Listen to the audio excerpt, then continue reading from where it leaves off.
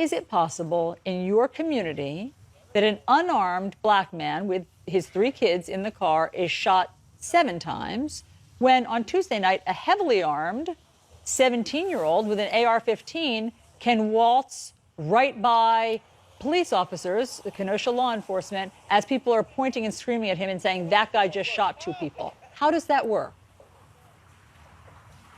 It doesn't work. And what we have been trying to deal with on this whole issue is to make sure people understand. Let me start with the first part of your question with Mr. Blake. I cannot give you any information on the Blake shooting. Basically, the city, once the incident occurs, immediately turns it over to the Attorney General's office. And so the Attorney General then takes over the investigation and will come out with the information. At that point in time, it will go to the DA.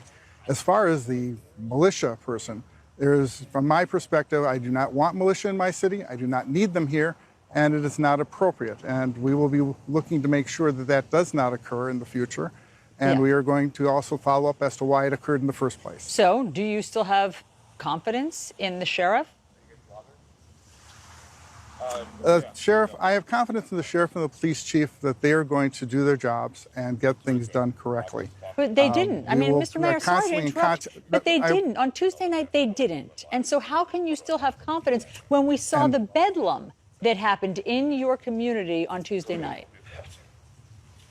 Well, the bedlam in the community happened because of a lot of violence that was going on at the time.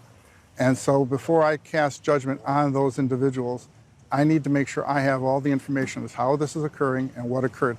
At the present time, what we've been trying to do is to just calm things down, get people in place that are going to make sure things don't happen again, and move forward on that basis. So we will constantly be looking at our operations, how we change them. Yeah. We've been able to get more support from the National Guard, which has made things a lot easier for us. So is that what happened? I mean, just so I understand, on Tuesday along. night, the reason it was able to get to such pandemonium was that there weren't enough officers in Kenosha. How did it get to the point that the city was on fire and that vigilantes took over?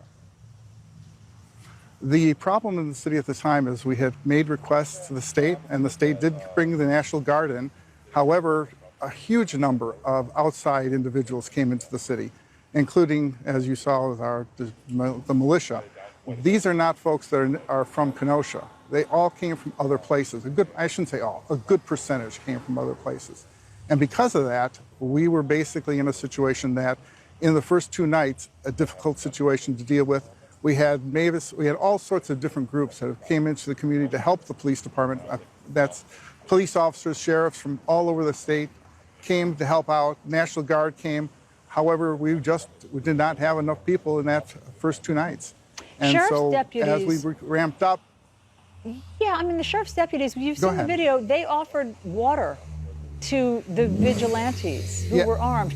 I mean, have you had a conversation with the sheriff about that? How is that protocol?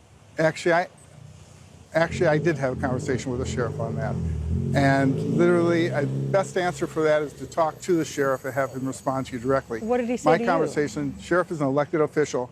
His comment to me, it was not one of his officers who did it. It was someone with the officers from other places. So again, in fairness to them, part of this has to be thoroughly looked at and investigated to make sure that we're doing things right. And we will follow up with the sheriff's department and police department as to looking back at what was done and how we did it. Okay.